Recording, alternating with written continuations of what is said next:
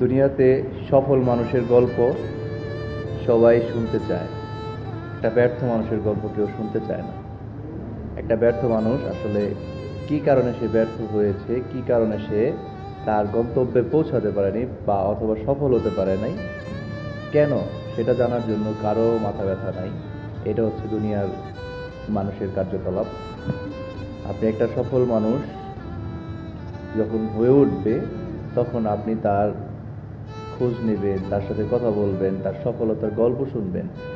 এক মানে পুরোপুরি ঘন্টা জুড়ে বসে তার গল্প শুনবেন, তিনি সফলতায় জন্য কি কি করেছেন।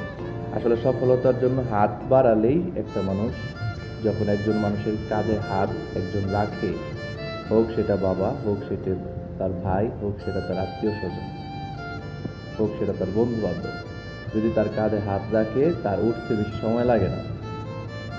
যার বাবার ভালো কিছু আছে, যার ভাইয়ের ভালো কিছু আছে, সে তার গন্তব্যে পৌঁছে দেয় তার ছোট ভাইকে অথবা তার বড় ভাইকে, যেই হোক না কেন। সেই লোকের সফলতার গল্প বেশি দিন সময় লাগে না উঠতে। খুব কম মানুষ আছে খুব পরিশ্রম করে খুব সহজে খুব দ্রুত একটা সফল জায়গায় পৌঁছাইছে।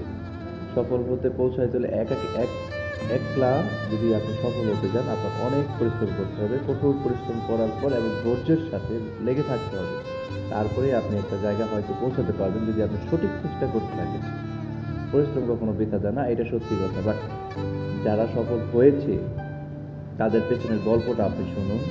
কিছু না কিছু আছে তাদের, যে আপনার কেউ হয়তো বা তাকে ওইখানে নিয়ে কাজে লাগিয়েছে, অথবা কারো ব্যবসায় আপনি ওখানে নিয়ে বসাইছে, অথবা যে কোনোভাবে একটা জায়গায় নিয়ে গিয়েছে। বাট একা যারা থাকে, যার কেউ নাই, যাকে কেউ হাত ধরে নিয়ে ওই পর্যন্ত পৌঁছায় না দিয়েছে, তার জন্য সফলতার গল্প খুব কষ্ট হয়। এই বাস্তবতা, এটাই বাস্তব জীবন।